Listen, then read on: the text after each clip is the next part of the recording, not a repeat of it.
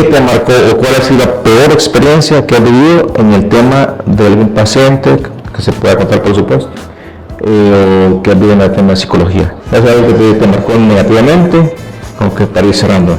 El peor. Qué buena pregunta, no me la había formulado para mí mismo. ¿Mí mismo? Lo mismo. ¿Mí mismo? A ver.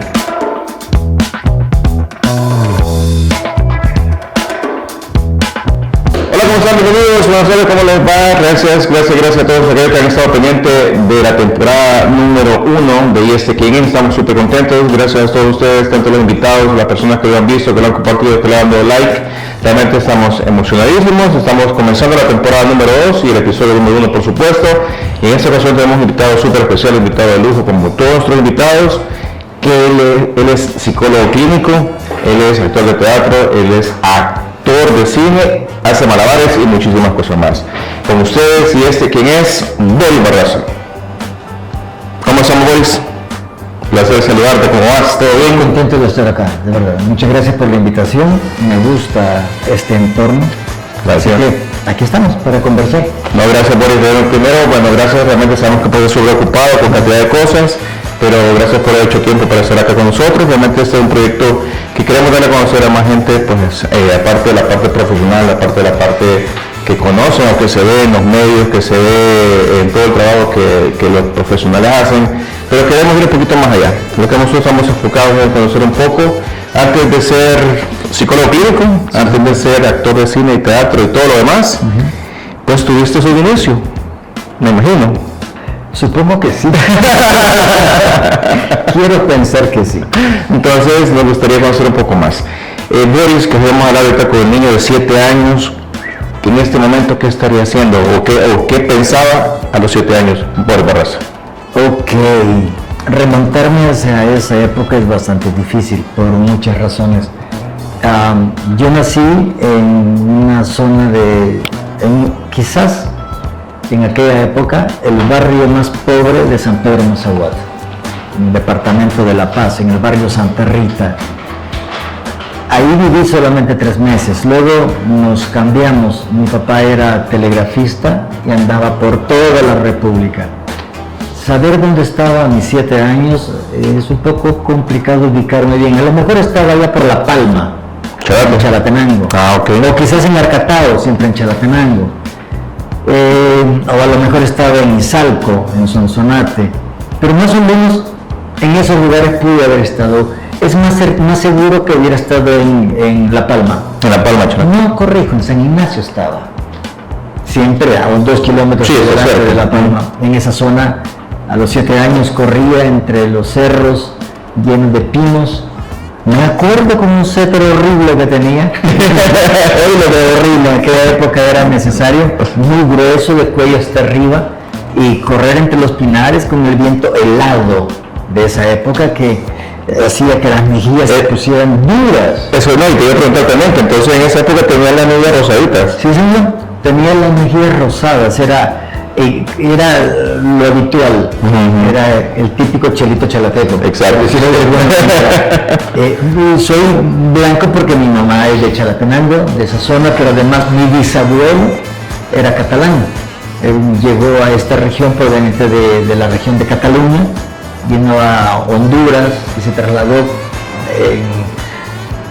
a lomo de mula, como se diría en esa época, cruzando todo Centroamérica hasta llegar a la costa del Pacífico, haciendo sus travesuras por todos lados, aprovechando claro. El frío de la zona. Exactamente, la soledad de la distancia. Entonces dejó una semilla por estos lados, entonces yo tengo la herencia de mi madre, de Chalatenango, de la zona de allá. Y por otro lado, desde los bisabuelos, de abuelo catalán, tengo el cherito chalateco, ¿no? Ajá. Entonces sí, a los 7 años estaría allá en San Ignacio. ¿Y qué hacía? Digamos 7 años, 7, pero ¿qué hacía específicamente? Hacía 2 o 3 cosas que yo recuerdo. Una, aprovechando el viento, el lograr barriletes. Bueno. Lo cual me generó un castigo tremendamente severo porque perdí uno y me fui a buscarlo y regresé tarde en la casa.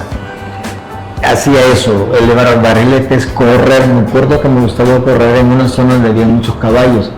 nos metíamos con los amigos ahí Potreros. en los potreros, y había este amigo en particular, que por cierto murió tratando de cruzar la frontera de manera ilegal hacia Estados Unidos. Murió de encontrar que los animales se lo estaban comiendo y él había tomado sus propias orinas para poder sobrevivir a la sed. Este amigo lo recuerdo muy bien porque traveseando entre los caballos, un caballo le pegó una patada en la frente, le dejó marcada la herradura y tenía esa cicatriz. Era mi mejor amigo, el amigo de las travesuras y de los escondites y de las picardías de cipote. Hacía esas dos cosas. La tercera era leer. Siempre me gustó leer. A los 6 años yo ya había leído Los Tres Mosqueteros, El Conde de Montecristo, Oliver Twist, que fueron los libros que me abrieron el universo de la literatura. Ah, qué bien. A los 6 años yo ya leía como un adulto prácticamente, porque aprendí a leer a los 4 años. Entonces la lectura para mí fue un acompañante constante.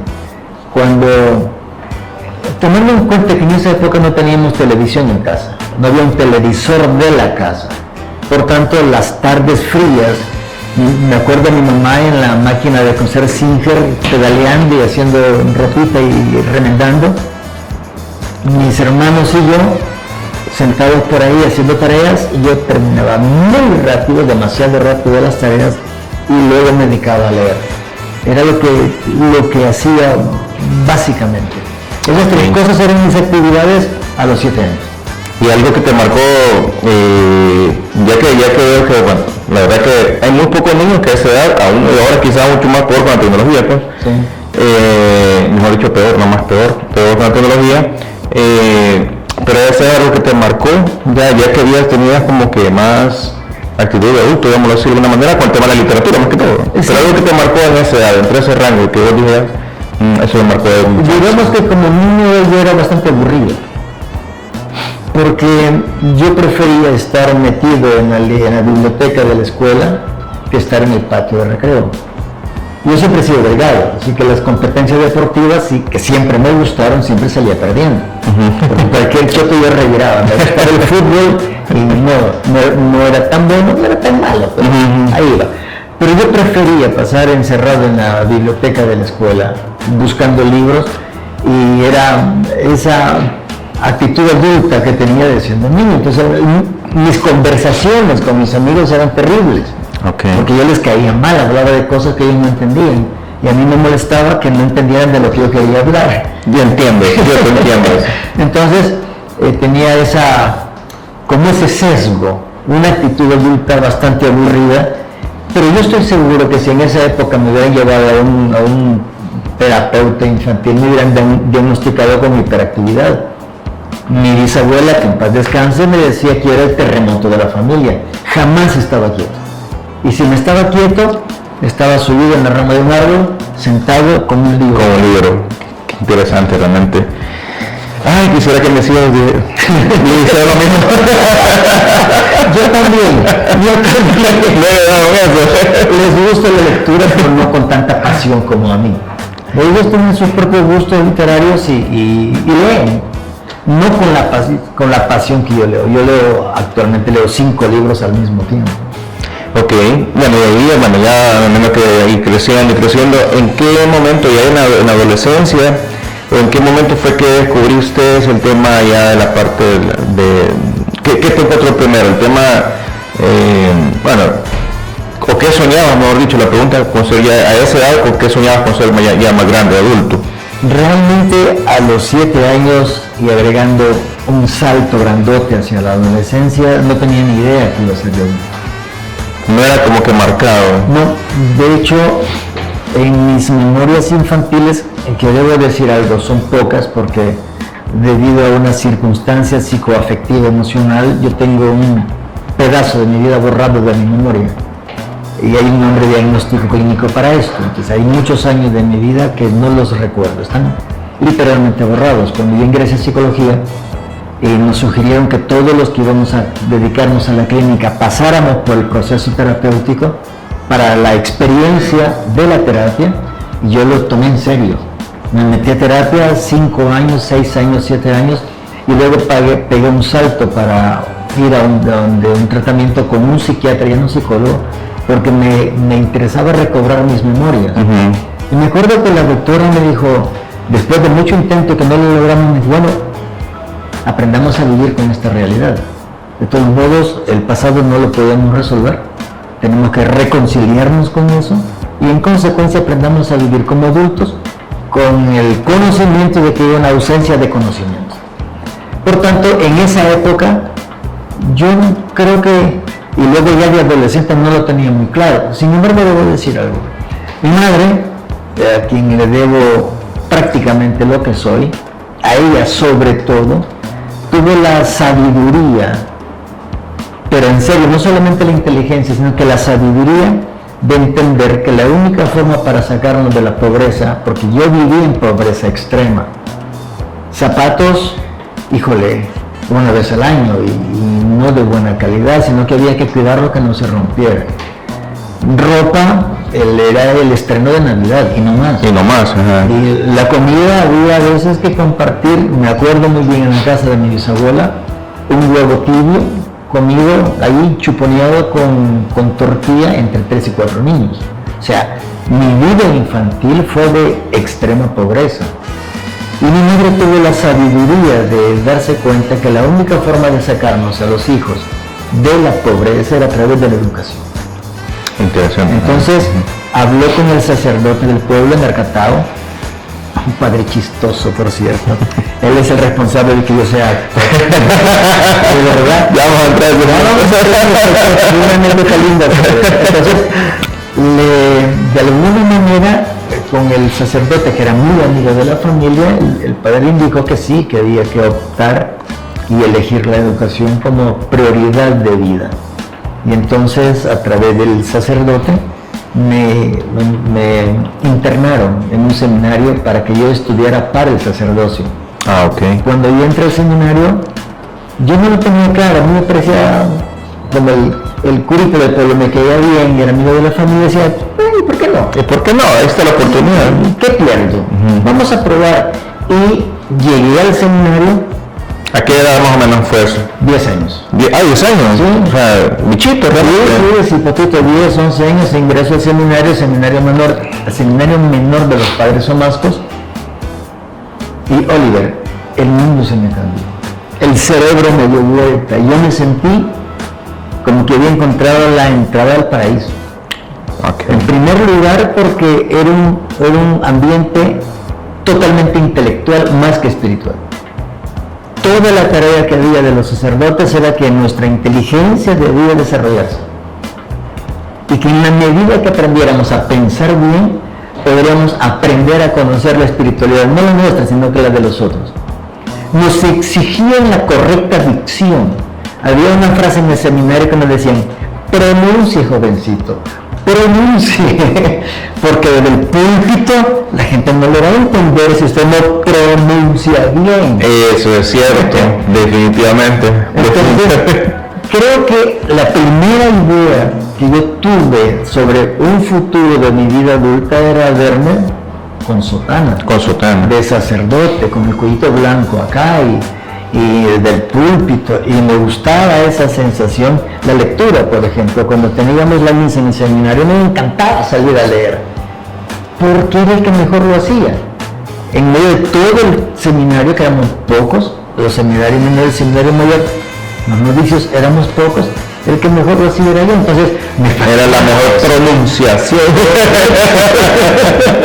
Y además me había destacado en la escuela en la lectura comprensiva, entonces lo hacía bastante bien, eso me gustaba, la sensación de estar ahí, la sensación de ver a los demás y el impacto de lo que estaba haciendo. Quizás la primera visión de mi futura vida de adulto haya sido esa. Como sacerdote. Sí. ¿Y qué cambió? Una paliza. ¿De los sacerdotes? Sí. ¿En serio? 3 cicatrices aquí en la frente, 2 hundimientos frontales y otra por acá. Uno de los sacerdotes, yo cantaba muy bien, tenía una voz, el padre decía que tenía una voz privilegiada, que si yo educaba muy bien mi voz hubiera sido extraordinariamente buena.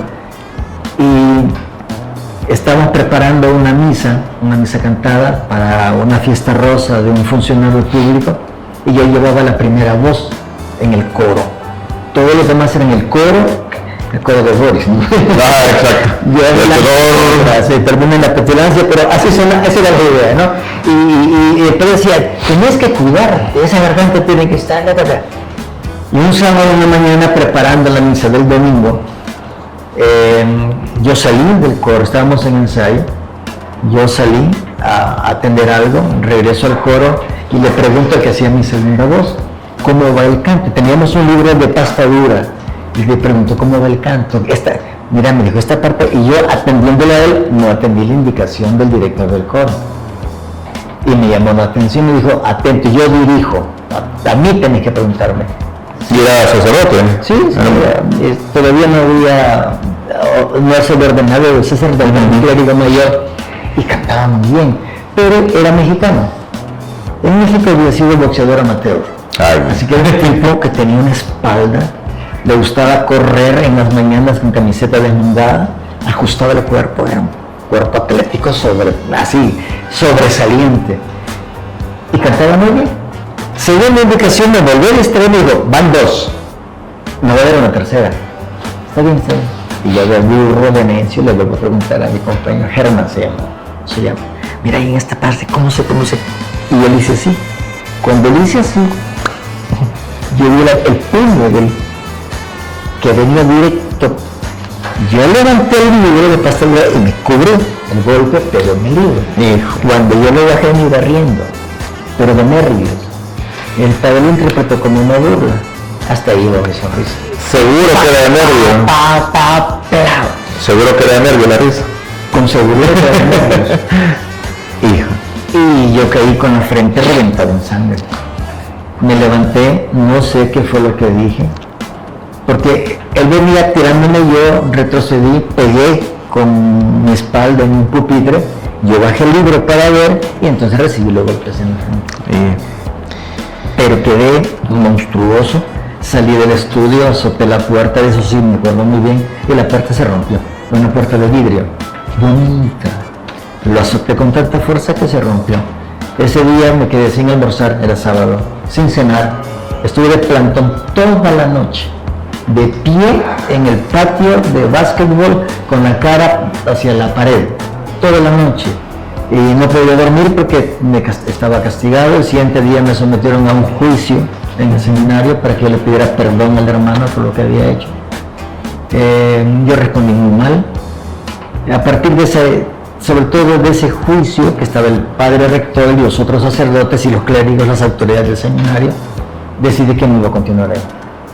Me decepcionaron terriblemente los sacerdotes. Eso te quería preguntar, a esta altura de la vida, ¿crees que valió la pena realmente esa golpiza o no? No valió la pena, por muchas razones. En primer lugar, porque después, un par de meses después, que yo seguí cantando, porque me sacaron del coro, me excluyeron del coro, yo seguí cantando y comencé a cambiar la voz, comencé a entrar a la primera fase de la adolescencia, y en una misa en la Ceiba de Guadalupe yo quise lucirme, por coquetear con una muchacha que estaba ahí, y comencé a cantar, a competir con el coro que estaba ahí arriba, que eran mis compañeros del coro, y a mostrarle que yo sí podía cantar. Y comencé a subir una octava, otra octava, y cuando iba el agudo más alto, que no lo había ensayado, me rompí una cuerda vocal. Ay, ¿en serio? Entonces... La tesitura me llegué hasta arriba, pasé sin poder hablar como 1 o 2 meses, y el que me dio golpeado me dijo, jamás en tu vida, jamás vas a poder cantar. Y se lo creí. Ay, eso es increíble, Boris. Yo sé que tú eres limitado, yo no debo hablar tanto, pero ese punto que Boris dice ahorita a todos nos afecta. Alguna vez en la vida nos ha afectado, que algunos días no puedes hacerlo, sí. Y no lo creemos. Y yo se lo creí. Y resulta que hace unos 5 o 6 años, en un musical, Town, resulta que el maestro de canto me dijo, qué buena voz tenés que educártela. Y eso me cambió la cosa. Dije, ¿en serio? Sí, me dijo. Recibí clases de canto que dan una voz. En este país no hay una voz como la tuya. No es que sea, wow, qué voz, sino que mi registro es bajo. soy, en mis registros bajo 1, con un rango que se acerca un poquito al barítono. Y en el teatro musical, voces como la mía casi no hay. Casi no hay. Pero eso sí, tengo que trabajar la voz. Me metí a un coro y estoy cantando en un coro. Tengo ya 2 años cantando en un coro. Hemos hecho cosas muy buenas y he aprendido a descubrir que no debía haberle hecho caso. No, increíble, la verdad que, bueno, y hablando un poquito, no, ya casi para allá dejar el tema atrás, pero ¿sentí rencor contra ese padre o eso? De hecho lo vi después, ya cuando estaba casado, me lo encontré en el Ciudad de Guadalupe y lo saludé con mucho cariño. Me sorprendió que lo vi y me alegré de verlo. Porque si yo hubiera sido, y esto estoy seguro, si yo hubiera seguido en el seminario, hubieran sido muy mal sacerdote, pésimo sacerdote. Probablemente bueno para escuchar la confesión desde la sacerdocia. Y malo para contarla. ¡Qué mal! Padre, la voy a contar. No por eso, porque de alguna manera la psicología tiene mucho que ver con esto. Y uno debe aprender el secreto profesional y cuidar eso. Y una consulta, pero no te interrumpa, pero vaya, después de ese evento que tuviste con el hermano, de ahí, ¿cómo descubriste? ¿Qué haces primero en ese momento? O sea, que realmente te marcó tu vida para buscar el tema de estudiar psicología. O sea, después de ese episodio, entonces, ¿qué cambió para tu vida hacia el frente? Muy bien. Solo termino esta idea. Yo hubiera sido muy mal sacerdote porque soy muy crítico. Entonces, el concepto de Dios y la cosmología religiosa, el panteón católico, no mucho. Yo sí creo en un Dios creador. Claro. Creo una muy buena fe en el Dios creador, pero no me creo en las religiones. Dudo de las religiones. Entonces yo, si hubiera seguido en el seminario, hubiera cuestionado demasiadas cosas. Es más, a mi guía espiritual le cuestioné un montón de cosas sobre el cristianismo y sobre los evangelios. Me acuerdo que una vez discutiendo sobre esto, ya para llegar a tu pregunta, me dijo, mira, deja de pensar, aquí hay que creer, no hay que pensar. Y eso no me gustó. Entonces, el que me priven a mí mi privilegio de pensar y de cuestionar las cosas, hace como que me echen limón en la herida. Con mayor ganas, de manera más visceral quizás, me cuestiono cosas. Entonces yo hubiera sido muy mal sacerdote. No hubiera sido capaz de sostener el concepto de la doctrina. No puedo, con eso sí de plano no me lo puedo. En el proceso, salgo del seminario, estuve todo el resto del año y me volví el peor seminarista que había. Me imagino que con eso rebelde total, no hacía caso, las tareas no las cumplía. Yo era el seminarista privilegiado, perdí todos los privilegios y era el seminarista indeseable. O sea que estaba la novicia rebelde y el seminarista rebelde. Lo cual le dolió mucho a mi madre, porque mi mamá tenía toda la esperanza de que su hijo se fuera sacerdote. Y me lo decía cada vez que podía. Y cuando yo me retiré del seminario, lo que más a mí me dolió fue la expresión de la mirada de mi mamá. Cuando le dije que no iba a continuar. Mi mamá sufrió mucho esa decepción, pero luego me apoyó muy bien. Y entonces termino estudiando en Chalatenango, en el Instituto Nacional de allá, el 9º grado y el bachillerato. Cuando termino el 9º grado, en ese momento, en el 9º grado, hice algo así como un despertar de la conciencia. ¿Ok? Ya venimos del seminario, estuviste algunos años allá, descubriste la literatura, el proceso intelectual, lo que te gustó, etcétera, etcétera. Y ahora, ¿qué sigue?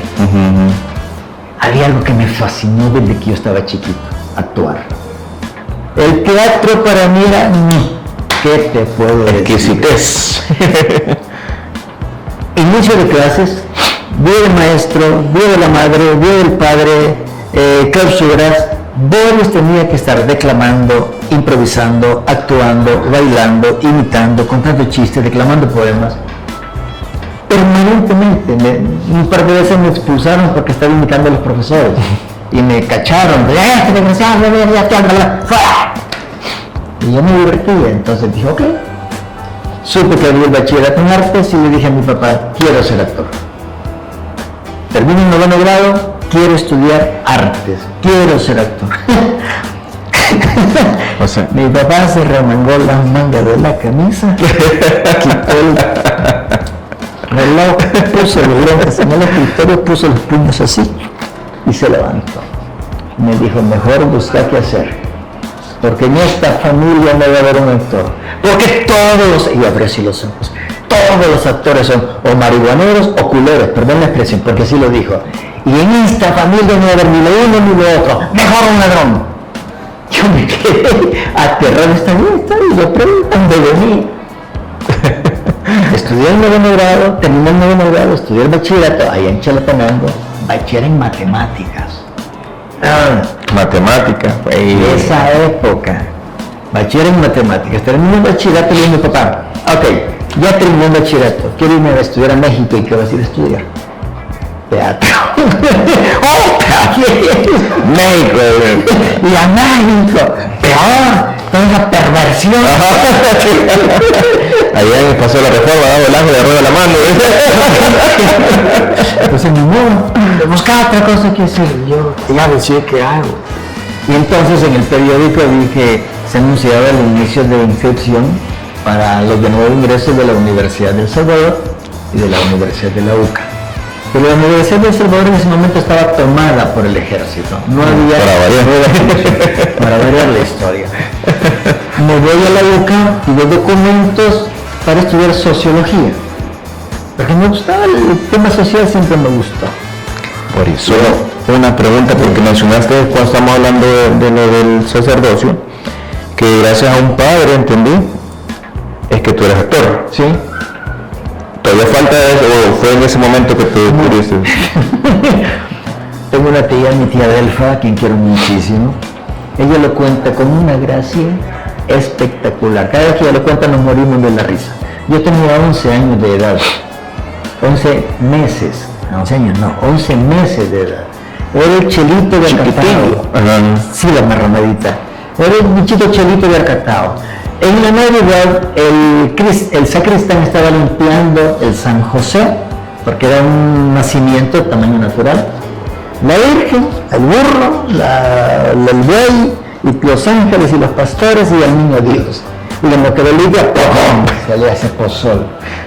El sacerdote, después de la respectiva regañada, había que buscar al niño Dios. Y como el padre era amigo de mi abuela, amigo de la familia, le dijo a mi abuela que le prestara al niño Chelito para tenerlo en el altar mayor en el nacimiento esa noche.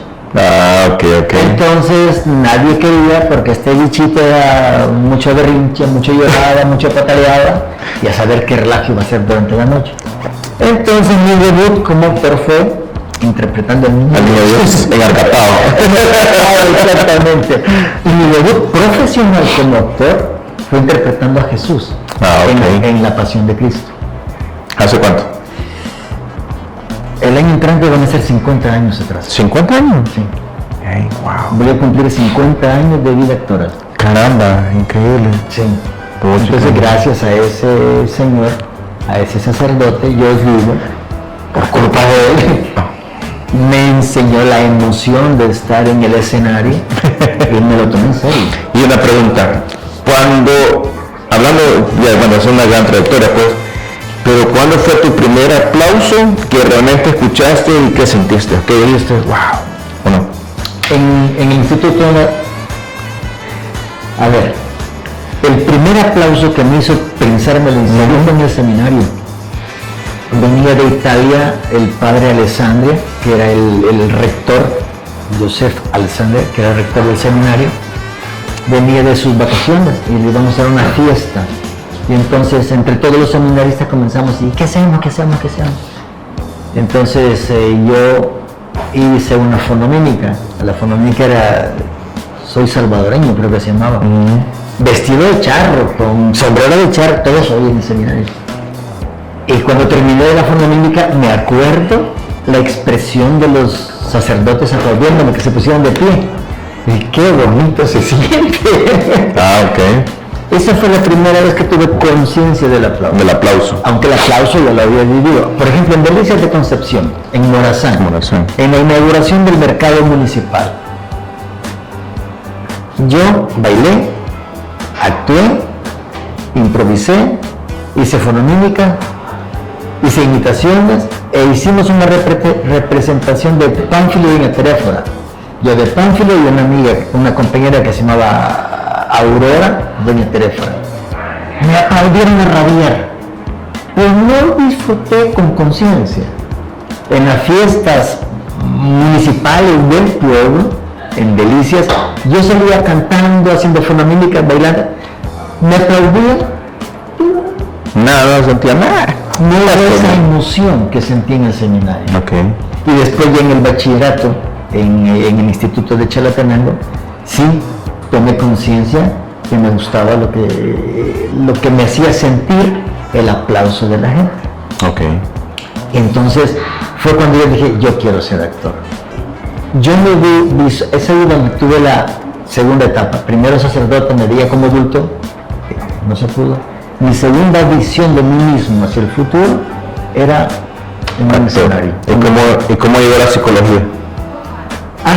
La psicología llegó por accidente. Llegó a la UCA a inscribirme para sociología. Veo un instructivo, los exámenes de ingreso, matemáticas, cultura general y el examen psicológico. Yo leí examen de psicología. Yo no sabía ni madre de la psicología, ni siquiera su significado, ni la palabra. En el instituto estaba la biblioteca del instituto y estaba la Casa de la Cultura. Me leí en esas vacaciones para prepararme para el examen de ingreso a la UCA, me leí todos los libros de psicología que había en la Casa de la Cultura, de pasta a pasta, todos. Y me fascinó lo que leí. Me fascinó lo que leí. Me leí todos esos libros, que no eran 2 o 3, eran un montón. Un montón, y grueso, ¿no? Y grueso. No eran paquines.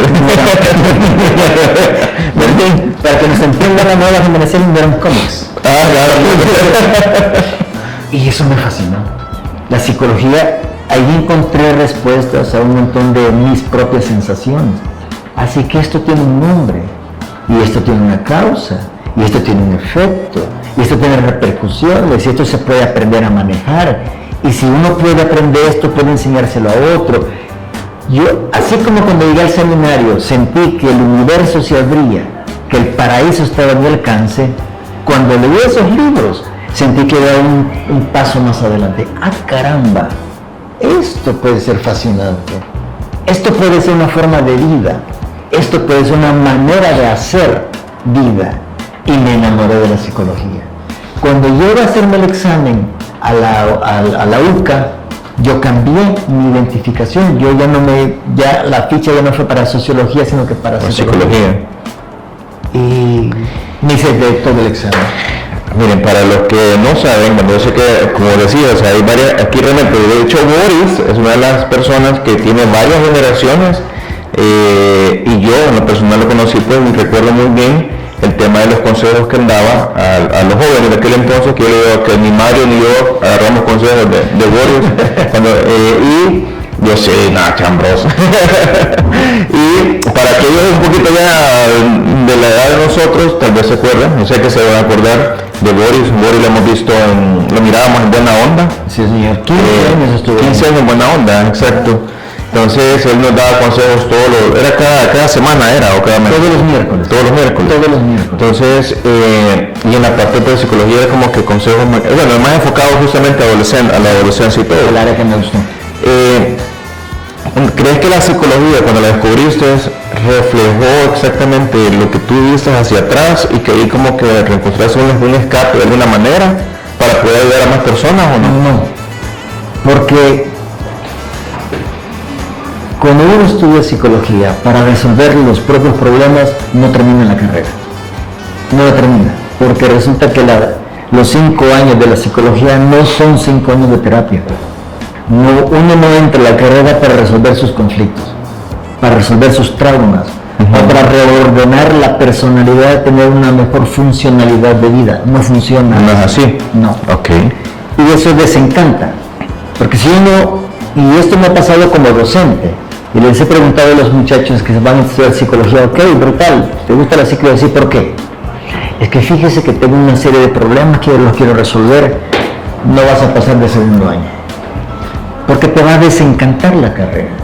Porque la carrera te enseña procesos de pensamiento, te enseña cómo elaborar juicios a partir de elementos de conocimiento para conocer al otro.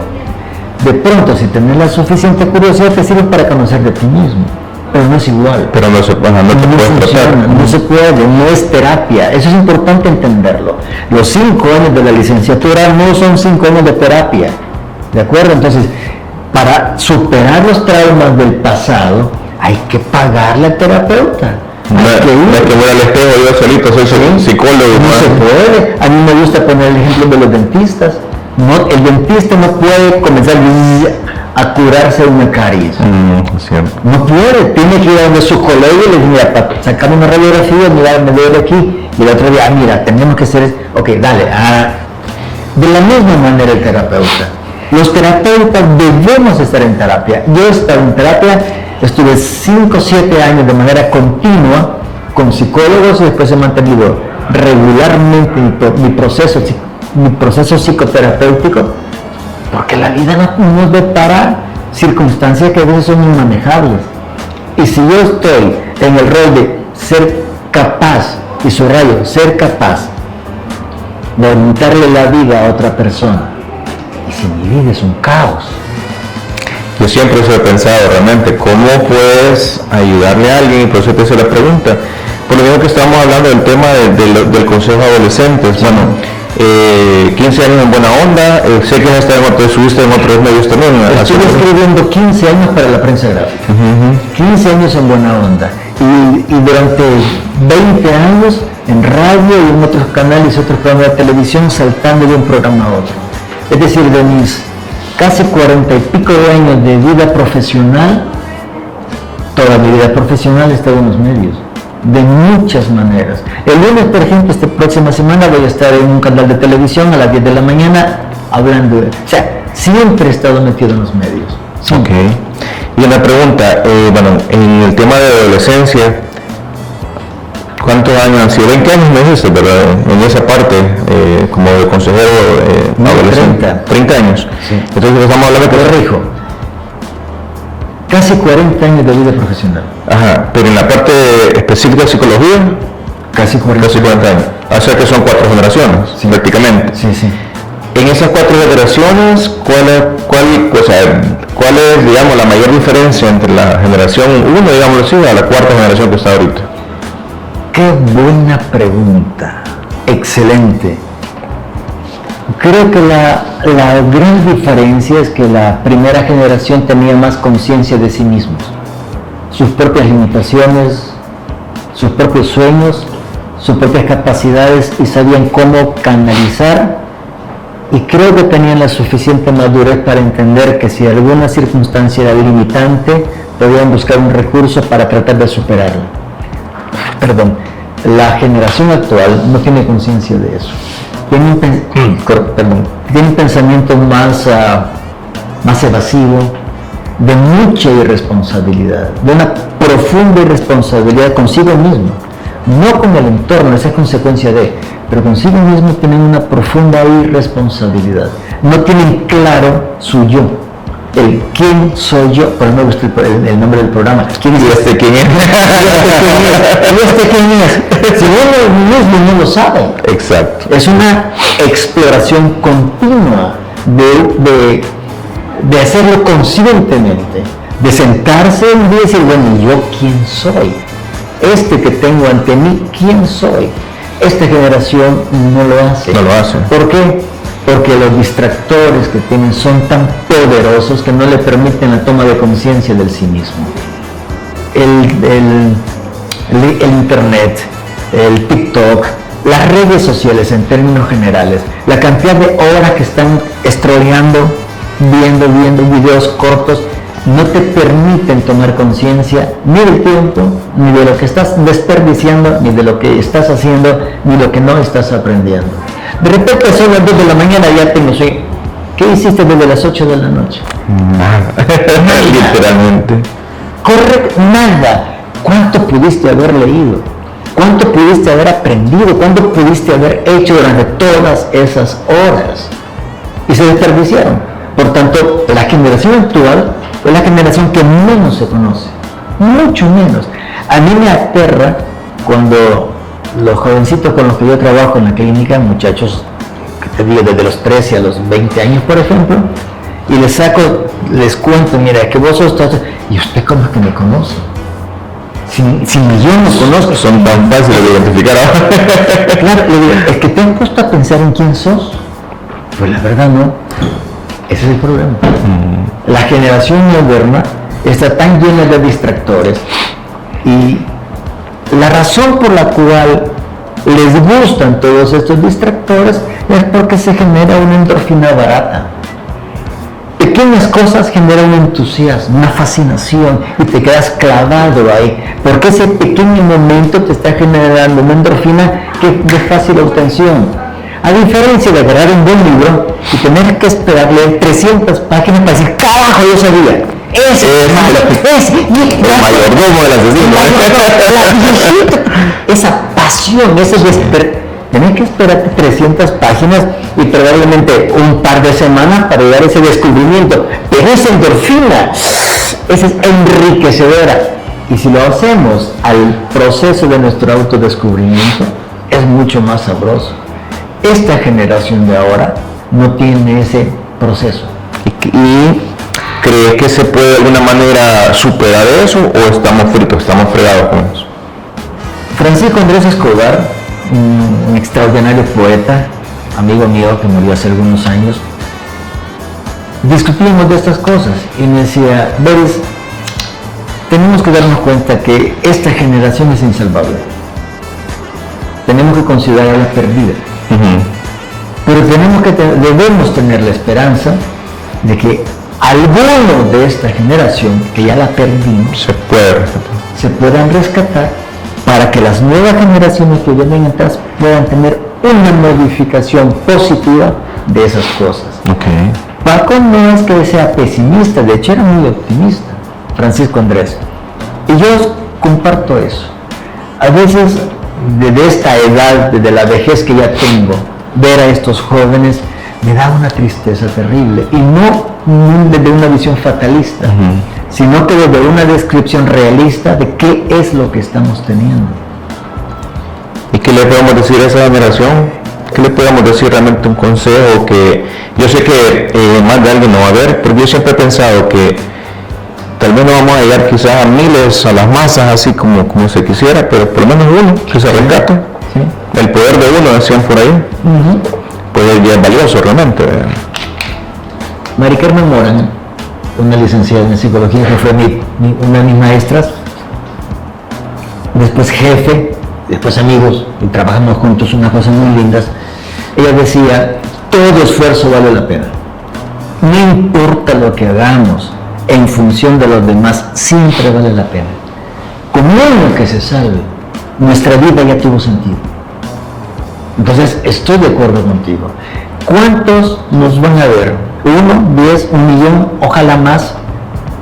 A algunos que ya no les importa lo que estamos hablando. Y está bien. Que no les importe, está bien.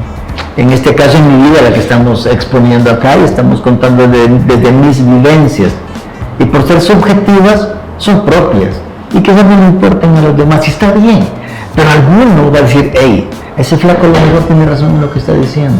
Y de pronto toma una decisión. ¿Qué les podemos decir? Mire, este dispositivo que tengo acá en mis manos, es el nuevo grillete para la esclavitud. A través de este dispositivo y la curiosidad que nos da, como ahora el universo el mundo se ha hecho una... Marshall McLuhan decía, la aldea global, ahora sí estamos en un aldea global. Desde aquí podemos ahorita saber qué está pasando en Afganistán o en Sudáfrica. Y en vivo. Y en vivo. En tiempo real. En tiempo real. Sí. Debemos aprender a romper ese billete. Okay. Ejercicio. No coman con el celular a la par. Vean si son capaces de desentenderse del celular. Desayuno, almuerzo y cena. Pequeño ejercicio. Porque ese billete está idiotizándonos. Hoy tenemos más capacidad de tener acceso a libros. En mis computadoras yo tengo cerca de 150,000 libros. Porque es el acceso que tengo a bibliotecas virtuales. Y puedo descargar el libro que se me ocurra. Más de 150,000 libros en una computadora, que podrían estar aquí. Podrían estar ahí, sí, Podrían estar aquí. Pero revisen ustedes, amigos, cuánta literatura tienen en su celular. ¿Cuánta? Probablemente tengan más, 10 veces más imágenes y videos eróticos y porno que libros. Mario te dieron el teléfono. No me digan. Pero de verdad, piensen para qué utilizan su celular. La cantidad de horas que pasan en tiempos muertos. Sean capaces de desprenderse, de desconectarse de su celular mientras están comiendo. Y luego, cuando no lo tengan a la par, vean de qué hablan con las personas que les rodean. ¿Qué conversación tienen? ¿De qué tópicos habla con su papá, con su mamá, con su hermana, con su hermano, con su nieta? ¿De qué? Resulta, y esto lo he visto demasiadas veces, que en la mesa del comedor, lo he visto en restaurantes, 7 personas cada uno con su celular, texteando con gente que no está presente, con gente que no está ahí. Quiere decir que el ausente es más importante que el presente, lo cual es ridículo, totalmente ridículo, absurdo. Estamos en el mundo del absurdo. Procuren hacer eso y tomen conciencia de su presente, de lo que sienten en ese momento, de lo que sienten con la persona con la que están y qué emociones activan dentro de usted esas personas, la mirada, la sonrisa, una palabra, qué entendió, qué no entendió, no sé, ese entorno, y disfrute la comida. Porque Buda decía, comed comiendo. Es decir, nuestra conciencia tiene que estar enfocada en la actividad que estamos haciendo. Pero cuando estoy con esto aquí y estoy comiendo, mi conciencia se distrae de la sensación. Exactamente. Se distrae, se aleja de la sensación que captan las papilas gustativas, porque mi atención está concentrada en el evento que está aquí. Y ojo, el mundo entra por los ojos, permítanme la redundancia. Y si no le estoy poniendo atención visual a lo que estoy haciendo, me estoy distrayendo. Ok, no, la verdad que sí es un problema y creo que todos los días estamos batallando con eso, pues inclusive en la casa, en el trabajo, en todos lados, pero como decías, aunque sea uno, vamos a rescatar de esa manera. Que haga la prueba. Boris me pregunta, en el caso, hemos hablado como la diferencia de las generaciones, pero ya en estos años has visto cantidad de casos. Sí. ¿Cuál es el factor común o lo que se repite constantemente de las causas por lo que pues, se solicita, digamos así, en una consejería o un psicólogo clínico? ¿Cuál es la causa número 1 de todos estos años que se repite en todas las generaciones? Ok, en lo que yo atiendo, no voy a decir que esta experiencia mía es universal, pero por lo menos mi experiencia directa con las personas que yo atiendo es la ansiedad. Es lo que más, en los últimos 5 años, desde la pandemia, desde el COVID para acá, la ansiedad se ha disparado de una manera realmente alarmante. Es lo que más estamos viendo. Y estoy seguro, no tengo cómo verificarlo, pero estoy seguro que si le preguntamos a un psiquiatra, lo que más está recetando en el tratamiento son ansiolíticos. Hay más ansiedad que depresión en los últimos 5 años. Ansiedades en edades que no deberían estar la ansiedad. Por ejemplo, un preadolescente no tendría que estar ansioso. Y estamos descubriendo niños de 9, 10 años con crisis de ansiedad. Y ahora, adolescentes, jóvenes y adultos disparados con ansiedad, llegando a somatizar trastornos. La ansiedad en los últimos 5 años es la causa más frecuente de motivo de consulta. De consulta. Okay. Independientemente de la edad, e independientemente del género, e independientemente de la clase social. Yo creo que es factor común prácticamente todo. Sí. Ok. Bueno, la verdad que sí, creo que todos hasta los adultos manejamos de repente ansiedad por cualquier cosa, de tantas cosas que pasan en la vida, sí. Hasta con los terians, ¿sabes? Vaya cosa esa. Bueno, gracias. De que, bueno, realmente es súper interesante, realmente créanme que ha sido bien, y es algo que queríamos realmente ir conversando poco a poco. Pero bueno, Boris, queríamos platicar en la parte, cómo ya mezclaste la parte actoral, porque no hemos hablado de lo que estás haciendo ahorita. Entonces, pero vamos a hablar de la parte, cómo mezclarla, porque yo tengo entendido que la parte actoral, pues tiene que ver en la parte, o sea, cómo lo manejas, que tiene que ver mucho también con la parte psicológica. Sí, tanto el actor como la psicología van como de la mano en este caso realmente. Entonces, sé que has estado en películas que ha llegado hasta HBO. ¿Cuántas películas has participado ahorita? Creo que son 14. 14 películas. 14 películas. ¿Y pantalla grande? Pantalla grande. Ah, ok. 14 películas, pantalla grande, 2 o 3 cortometrajes, 2 series de televisión. Uno se llamó La Super Esquina, que tuvimos 2 años, y El Síndrome de Peter Pan, que fue una serie de 6 capítulos. 6 capítulos. ¿Y eso está disponible en redes, en plataformas? No. El Síndrome de Peter Pan sí. No sé en qué plataforma está. La Super Esquina no, esa no está en plataforma, lamentablemente. ¿YouTube? No creo. No, okay. No ¿por qué? ¿Se puede saber? Creo que el dueño de la producción nunca la subió. No la subió. Se quedó guardado en cintas de VHS y hasta llegó. Ah, ok, hay que rescatarla. Sí, hombre, eso me lo dicen cada vez que lo menciono. Y actualmente en la parte, bueno, yo sé que pues seguís todavía dando consultas pues en la parte de adolescente, en la parte de consejería, y bueno, por aquí vamos a dar tus redes sociales también para que puedas contactar de alguna manera. Pero también contarnos un poco qué es lo que actualmente estás haciendo con el tema de actor. Sé que estás en una obra de teatro recientemente, que están preparando, y contarnos un poquito más también de los proyectos futuros, qué se está haciendo ahorita, en qué dónde estás, dónde vas a estar, okay. Y qué más puedes contar también de la parte. Bueno, en términos de actuación, estamos montando en este momento, de hecho de acá, salgo corriendo a pensar, en el Teatro Poma, bajo la dirección de Roberto Salomón, estamos montando una obra inglesa, una comedia inglesa exquisita. La obra se llama Apagón, no El Apagón. Apagón. Tal cual. Estamos montando eso, vamos a estrenar el 12 de marzo, vamos a estar 3 semanas en el Teatro Poma, así que estén atentos con eso. Luego, 2 películas, una en la que ya tengo confirmado el cast, de hecho hoy recibí el guión para comenzar a estudiarlo. Uh-huh. Sí, vamos a comenzar la producción en marzo también, y estamos afinando todavía el cast de otra película que está, no la puedo mencionar porque me han pedido que mantenga la discreción. La reserva.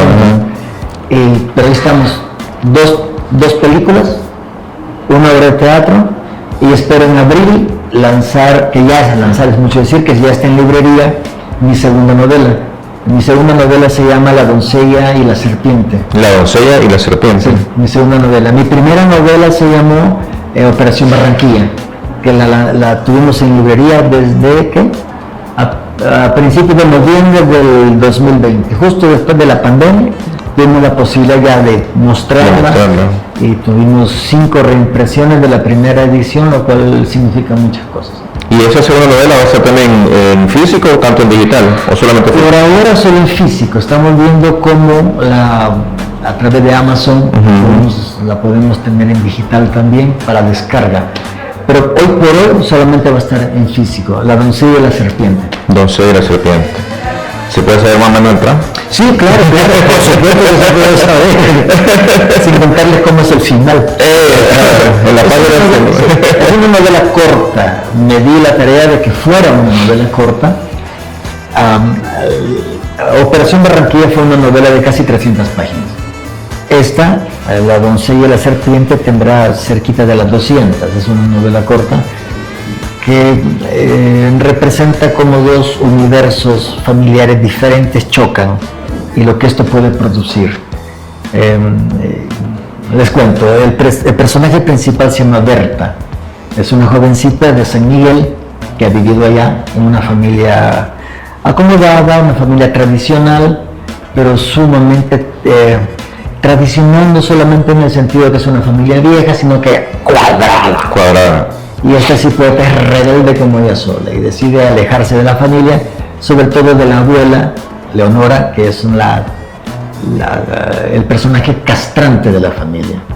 Se viene para San Salvador, esta es como la primera parte.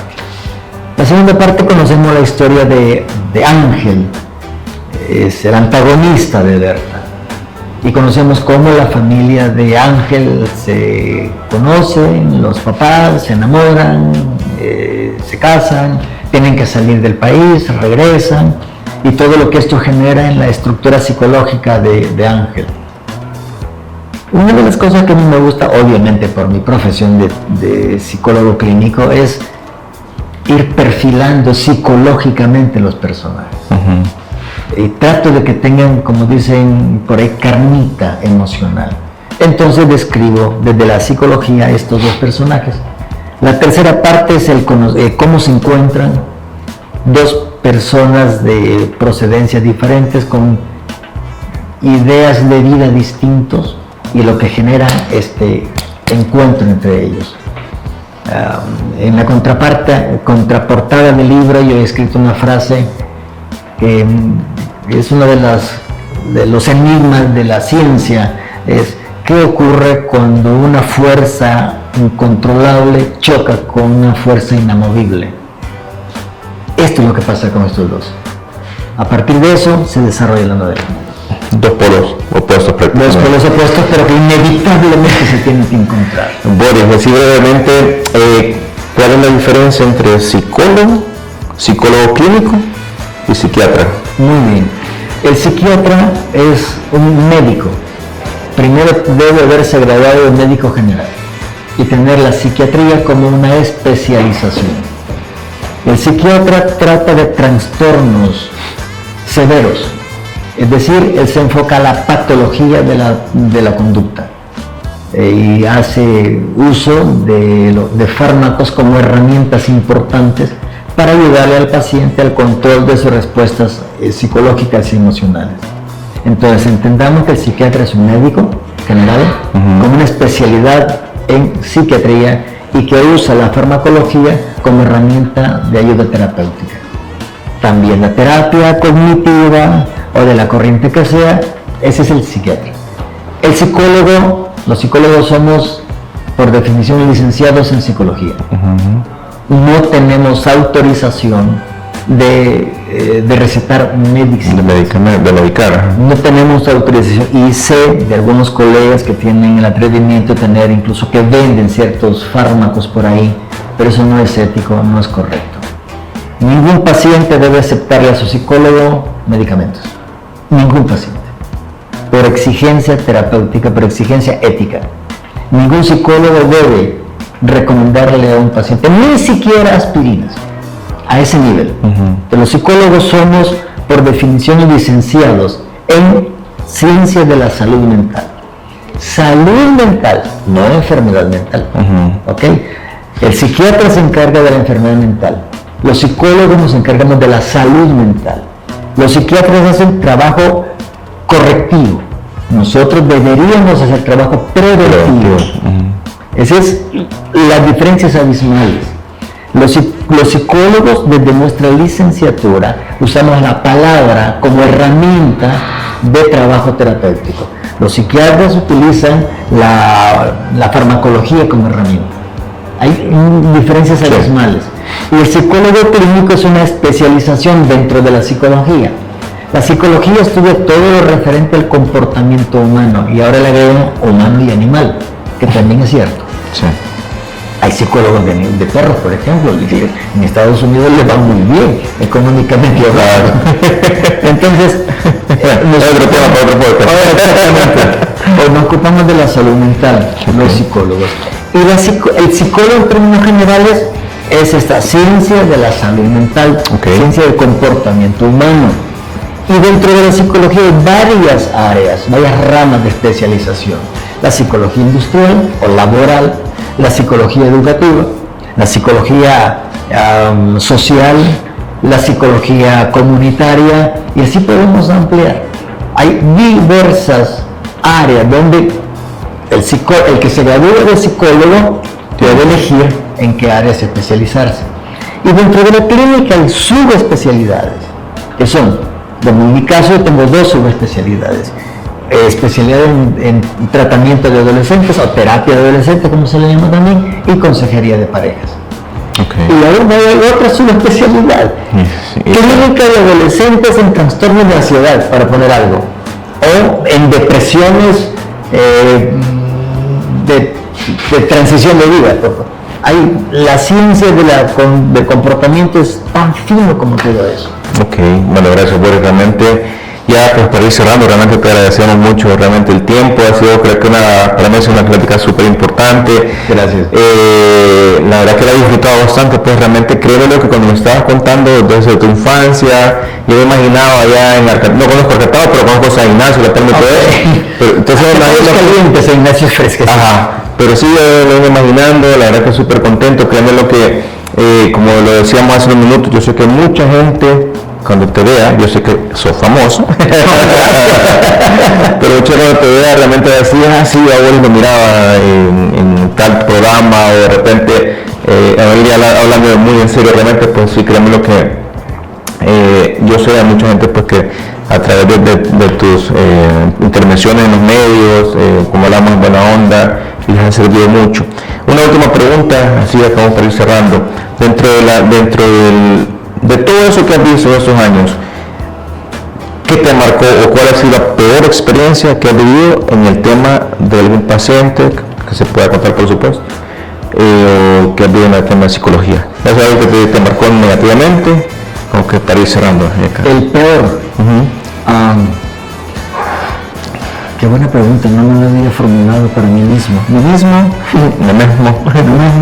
A ver, quizás la peor experiencia que yo he tenido en el trabajo con mis pacientes habrá sido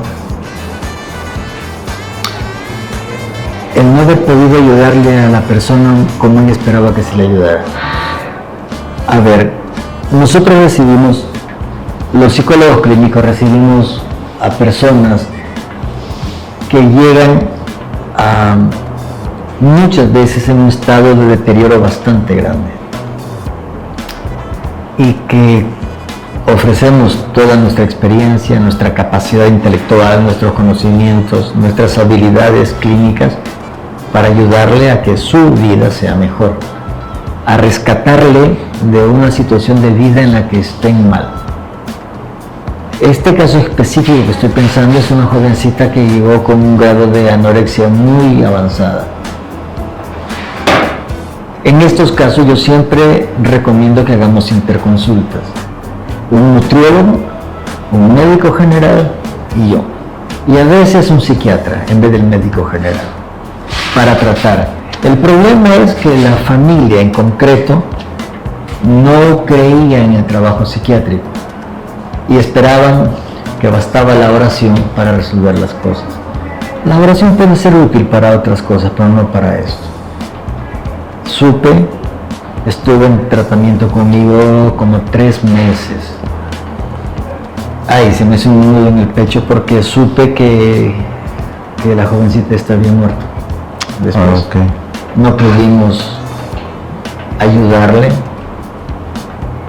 En primer lugar porque el grado de deterioro, no solamente de su salud física, sino que de su proceso mental, esa autopercepción estaba tan deteriorada que no pudimos hacer mucho. Yo recuerdo que a la mamá le decía mucho, mire, por favor hable con tal psiquiatra, yo ya hablé con él, le va a atender, es necesario esto, el nutriólogo es importante, solo yo no puedo, solo el médico no puede, solo el nutriólogo tampoco, aquí es un trabajo En conjunto. que tenemos que involucrarnos todos. Okay. Nosotros los que nos dedicamos a la salud mental, decía uno de mis profesores de psiquiatría, Huberto Mejía Peña, un maravilloso psiquiatra, decía, los psicólogos y los psiquiatras sufrimos de un trastorno, se llama furor curandis. Creemos que todo lo podemos curar, que cualquier paciente que llegue, no hombre, olvídate, ¿a quién no lo mejor? Ya vas a ver si... No es verdad. Tenemos que poner los pies en la tierra, tenemos limitaciones, muchas veces propias, pero otras son limitaciones que vienen con el paciente. Habrán casos en los cuales ya no se puede hacer nada por la persona y tenemos que ser lo suficientemente humildes para reconocer que no somos Dios Padre. Sí. Y no podemos, que la otra persona también tiene su propio grado de responsabilidad con su propia vida. Pero saber eso duele, y duele feo.